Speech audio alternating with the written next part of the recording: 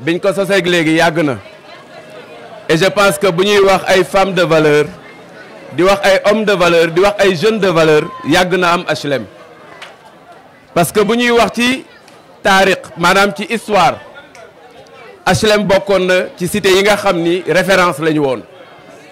mais tey dama yaakaar ni référence boobu ñu ngi koy commencer perte mais bu ma gisee jigéen ñi mobiliser wu ma gis jeunes yi mobiliser wu ma gis Moustapha ci ay banderolam mu def ci l'espoir d'une commune prospère te ci tubaab dañuy wax ni espoir fu mu amee rek mooy yaakaar parce que HLM bu ñu seetloo sunu ndaw jeunes yii toog man damay faral di wax ni HLM jeunes yëpp retraité nañ parce que di nga fi gis jeune bu am 35 ans dañu ne foofu la jeune yam mais gis nañ fi jeunes yu am 40 ans amuñu xëy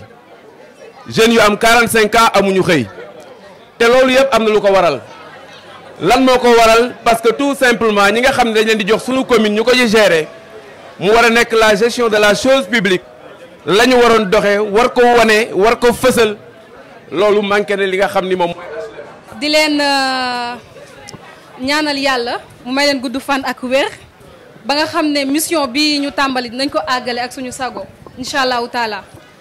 Je ne vais pas parler de Moustapha Diop, encore moins de l'équipe qui m'a accompagné. Vous savez pourquoi?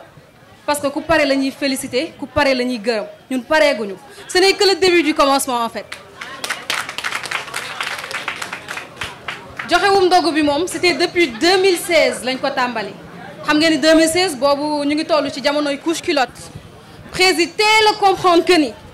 jeune dañ ko war a responsabiliser jeune nekkul ni da nga koy woo ci tintamarre wala truc de ce genre non on a besoin de sortir li nga xamante ne moo nekk ci ñun président Moustapha Diop comprendre ko dès le départ teel a engagé jeunes yi teel leen responsabiliser parce que ku la wóolu rek ak ku xamante ne xam na ni yow mii bu la dénkee di nga ko mën a defar je pense que kooku rek moo la mën a responsabiliser donc gàcce ngaalaama président li may wax nag dama koy adresser sama mbokku jeunes yi pourquoi parce qu'on doit oser agir et proposer vous savez ndax lan parce que les affaires de la cité nous interpellent te dañoo war a répondre à cet appel avec dignité avec toutes les valeurs et les principes yi nga xamante ne moo ñuy accompagner de ce fait kenn duñu fekk wala mu dégguñu ci loo xamante ne naka sudul noonu lay doon parce que jeune mooy futur u ëllëg te xam ngeen président la tuddee suñu groupe bi vision du futur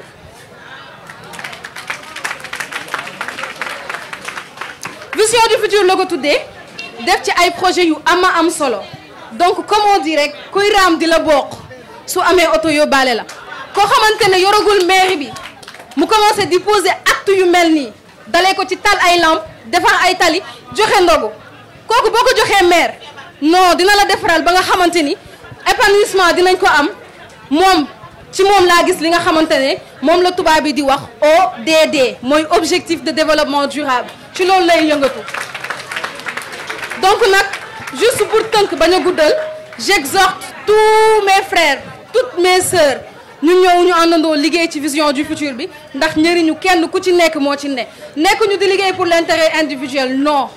on dit non pour loolu noonu nous travaillons pour l'intérêt collectif l'intérêt général asalaamaaleykum wa rahmatullah tey jii nag du ma dellu ci waat di waxaat ci président Moustapha Diop ndax président Moustapha Diop yaakaar naa ne bu ñuy wax waxam fii la ñuy fanaan ndax vraiment ba mu dalee liggéey ba tey ñun ci wax rek lañ dëkk kon bu ñu yàggee ci wax bu yàggee ni dañuy jéppi waaw léegi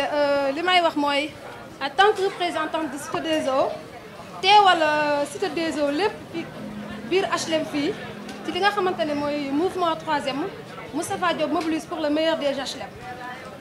président Moustapha Diop dafa def li nga xamante ne mooy biir HLM lu benn leader musul def ba ñu dëkkee HLM ba tey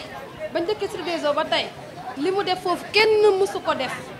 vraiment ñëpp nag ñu ngi koy sant di ko gërëm di ko ñaanal ci li nga xamante ne mooy liggéey bu rafet bi muy def li nga xamante ne nag mooy mairie bi nga xamante ne moom la président Moustapha Diop bëgg te yaakaar naa ne ñu ngi ci liggéey boobu ci tànk yooyu lañ nekk bu soobee yàlla incha allah rabbi xaw ma kande mais man mii Dieynaba Diallo nekk Cité des Eaux nekk bopp dinaa ko liggéey li nga xamante ne moo koy yóbbu ci mairie bi incha allah rabbi duñu sonn duñu tay duñu damm Moustapha Diop dañ koy gunge ba ci biir mairie bi parce que président Tafa wàccoon ak ñun ñoo des ci liggéey bi li ma leen di wax tout le temps politique jeunesse moo koy def politique du mairie dañuy ànd ak ñun duñu gunge mais ñun jeunesse bi ñoo war a futteeku teg suñuy yëre àndandoo jàppale président Moustapha Diop ndax wàccoon ak ñun liggéey bi nag mooy travail base bi ku nekk na nga dem sa base liggéey parce que base bi bu mbokkee yaakaar naa ne président mii dina dugg ci mairie bi liggéey leen ci base yi ñun ñu ngi nii duñu gis kenn duñu gis lu bari mais yaakaar naa ni base bi ñu ngi ciy liggéey li nga xamante ne bis bu ñu président woowee dina kontaan ndax ñu ngi def porte à porte li nga xamante ne mooy mairie HLM bii mu jël ko macha allah indi na fi li nga xamante ne mooy formation transformation fruits et légumes ku ko dégg xam ne président Moustapha Diop moo ko def ku gis xam ne indi na fi li nga xamante ne moom mooy keppaar yi vraiment keppaar yi nga xamante ne tey boo xoolee cité port ba cité des eaux ñëpp a ngi si gis seen bopp vraiment président Moustapha Diop duma tàyyi di la ko wax femmes yi nee nañu gërëm nañ la ndax yaa leen xamal luy xaalis ci enveloppe te ba nga leen ko joxee ba tey seen xaalis mi ngi yéeg ñu ngi liggéey ñu ngi leblante seen biir ñu ngi liggéey ñii di jaay table ñii di jaay parfum ñii di def ay business tey xaalis bi yokku na cité des eaux yëpp ñu ngi lay gërëm. maa ngi nuyu le président Moustapha Diop di nuyu mbooloo mi fi toog yëpp man je vais commencer par dire que man j'étais apolitique loolu dama koy wax fépp d'ailleurs jaaxal nañu bëri bi ma toogee ne man damay politique mais àdduna boo gisee lu la doy da nga ciy dugg man dama nekk di liggéey sama place ñu am problème mu assainissement ñu toog ñu ne président Moustapha Diop dafa ñëw di defar corniche bi mairie bi porté ko plainte man suñu amee problème mu assainissement même bu dee 1 mois du ma tijji te 1 mois yi dama koy fay tous les mois ma gis ne moom day dox ci loolu ma ànd ak moom ma gis ne day dox ci social ma ànd ak moom parce que ñun ñëpp lu jëmale HLM kanam lañ bëgg parce que ñun ñëpp dañ fa am titre foncier looloo waral ma jug di jàppale président Moustapha Diop ma gis tamit ni muy jàppalee femmes yi te ñun ñëpp ay femmes lañu nekk ci marché bi ñi bëgg liggéey amuñu liggéey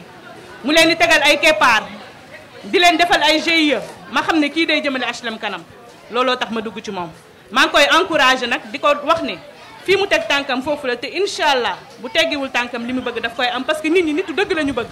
te man je dis toujours que man j'opte pour un maire intellectuel et c'est un intellectuel xam na li muy def xam na bu baax li muy def très important parce que nit ñi kenn doxatul. asalaamaaleykum mbooloo mi ñu ngi nuyu kenn ku nekk ci turam ak santam di leen ziar ci bisu àjjuma ji ndogu yi nag vraiment dañ ci kontaan jeunesse bi niñ ko defaree macha allah mention spéciale à vous di ñaan yàlla ñu di ko def ay ati at waaye dafa am lu nit yi di wax nee nañu montre-moi quelle jeunesse tu as je te dirai qui tu es loolu moo reflété tey jii jeunesse bi wane nañu ay jeunesse bu am jom jeunesse bu am vigueur jeunesse bu bëgg liggéey jeunesse bu bëgg seen gox jeunesse bu am njàmbaar à l'image de leur président de notre président Moustapha Diop qui n'a aménagé aucun effort bi koor gi commencé ba léegi mi ngi ci gox-goxaat yi de commencé que cité des eaux ba HLM Angle Mousse amul benn quartier bu mu bàyyi ñu ngi lay gërëm di la sant Moustapha Diop di ñaan yàlla jeunesse bi di leen gën a ñaaxaat ndax yéen a ngi ci yoon bi dañ leen di gën a ñaaxaat rek di leen wan ne fi ngeen jàpp foofu la di ñaan yàlla mu jàppale ñu suturaal ñu lafal ñu cat ba ñu jël maire bi ci incha allahu rabbi di remercier nag notre présidente Mame Khady. damay rafetlu bu baax li ñu indi fii nii ak initiative bi nga xamante ni président Moustapha Diop jël na ko ci jeunesse bi ndax ñun ñii di ndaw dëkk HLM ñun ñëpp heure bii nii waroon nañoo fekk ku nekk am nga occupation boo waroon dem defi ji mais président daf ñoo jël ñun ñëpp dajale ñu ne ñu kaay leen ngeen def te yàlla tax ndax lii nii rek def te yàlla tax la ñu nit woor ba ngoon jot di dem nga jox ko mu ndogu loolu rek ñaan boobu mu lay ñaanal rek loolu rek dafa neex man mënu ma wax nag te forcé nañ ma pour ma wax mais tam maa ngi koy ñaanal daal incha allah ñu gunge ko ba ci mairie ba bu boobaa ci la wax bi di neexee wasalaam. man naataango yi boobu ba léegi ñuy jug di daanu góor ak jigéen dama jug dama bëgg ngeen jug ku ci nekk tàccu sama xale yi nii ñii ay jàmbaar lañu.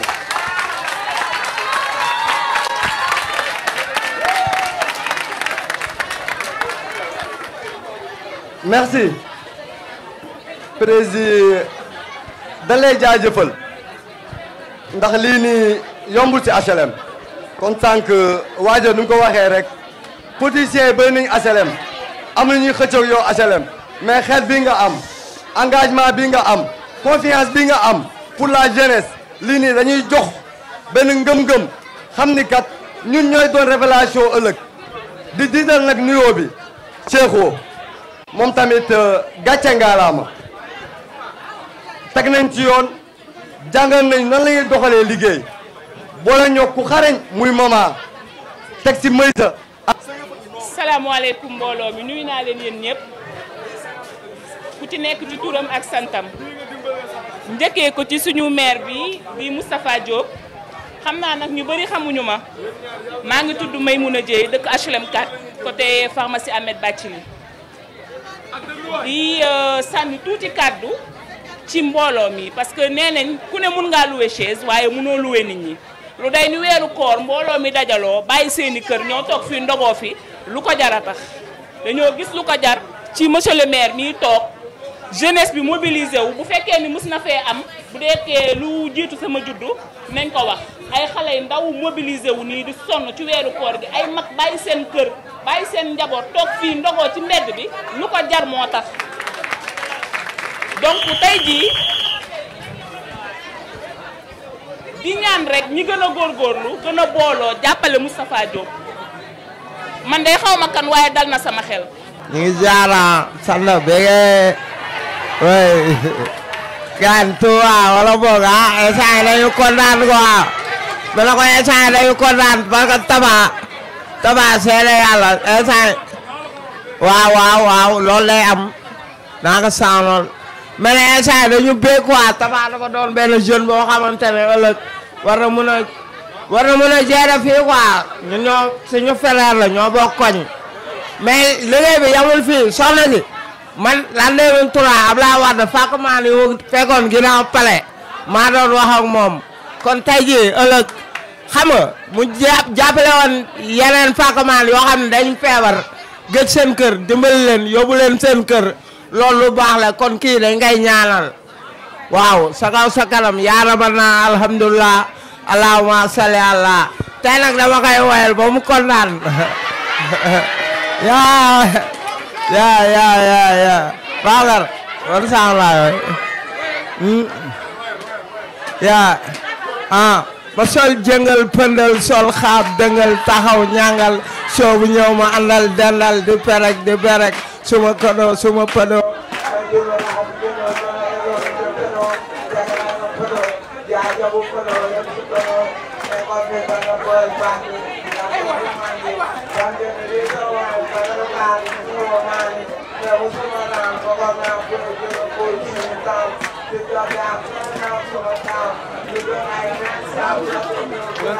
ndax président Moustapha Diop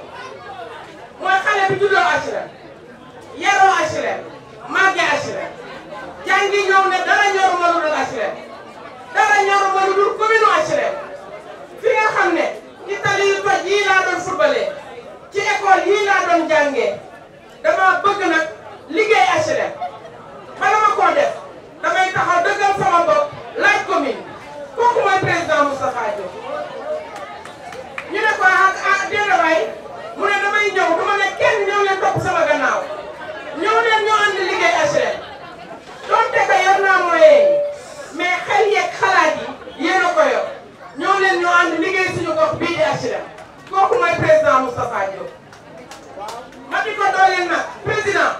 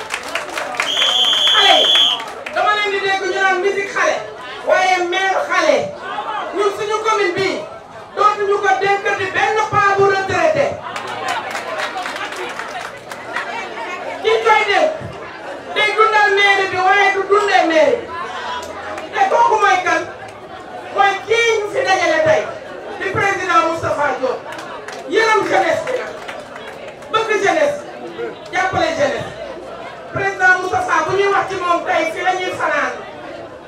ku ne day mos ku ne jox ndax nag alalu ku ne la li ma bëgg nag di ko wax sama mbokk yi maa ngi leen di ñaan nañ yaatal nañ yaatal. di kontaan lool ci daje bii ñu tey di daje tey ci ndogu boo xamante ne xale yi ñoom ñoo ko doon def mu doon loo xam ne mel na ni mag ñi nangu nañ ko mais nag xale yi bàyyiwuñu ko kenn parce que ñoom ñoo yor organisation macha allah affaire yi jaar yoon kontaan naa trop ci yéen kontaan ci seen taxawaay ak seen liggéey may bëgg lool ci présence bu sama frère Aziz nit ku baax la nit ku yaatu la ku yore xol bu rafet dafa am nit ñoo xam ne ñu leen dénkee ay mbir foog mu dem lu ko waral mooy xol bu rafet Aziz xol bu rafet am wala mu fekk équipe bi daanu bu yëg dafa am keroog ñoom ba ki démb dañ doon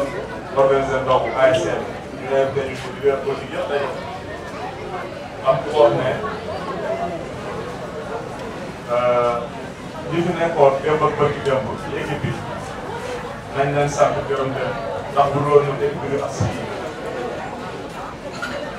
am na nag buñ ko waxee am na lu nekk sama xol loo xam ne heureusement que jox nañu parole mais man su ma waxoon dinaa wax lu leer équipe bi dafa am fu mu nekkoon am ñu ko yoroon tey am benn xale bu ko jël mu agsi fii mu agsi moom la ñu war a delloo ñu ko parce que su tàggul woon si loxoom tey du ñu yëg waaw parce que ñi fi nekkoon dañ leen jox chance joxaat leen chance joxaat leen chance pendant des années il faut que alternance bi am ci mbir tant que alternance amul évolution lu am il faut que nit ñi xam ne bu ñu tollee benn jamono nañu bàyyi ñeneen ñu essayé nga essayé ba toll demul da ngay bàyyi ñeneen ñëw essayé loolu moo ci nekk donc il faut que nit ñi bàyyi xel ci loolu ñun nag HLM rek moo ñu ñëw moo ñu tax a jóg moo tax lépp lu ñu gis rek muy mbiru HLM dañ ci teg suñu loxo kon as équipe bi moom defoon naa ci waaye du ma ci am dama ciy continuer di jàpp saa bu ma équipe bi soxlaa maa ngi fi pour jàpp parce que équipe bi sama équipe la HLM la mais au-delà de ça tamit yow suma frère la dañoo bokk.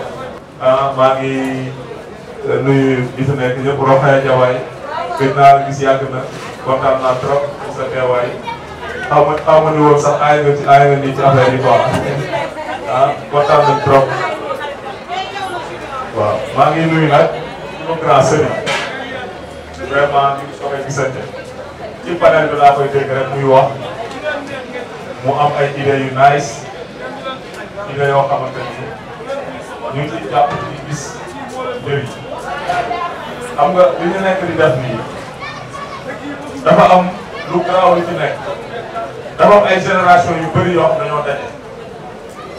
génération yu bëri suñu mouvement bi am na ay pas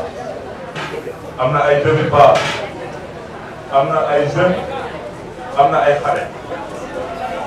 loolu lu ko daj loolu yëpp bu ñu dajee fenn rek c'est parce que loolu foofu la fa nekk lu dëgër te lu dëggu la def te loolu moom lañ am suñu mouvement bi vraiment mu nekk lu neex parce que suñu famille tey kenn koo ñu gis rek dafay mel ni moromam moo ko gën la boppam sax te loolu am na ci chance boobu macha allah bëgg na ci trop waaw kon nag li ñu doon def nii ci affaire ndogu bi dafa nekk benn moyen pour dajale waat ñëpp dafa nekk moyen pour dajale parce que bëri na ay mbir yu ma xamante ne buñ ko organiser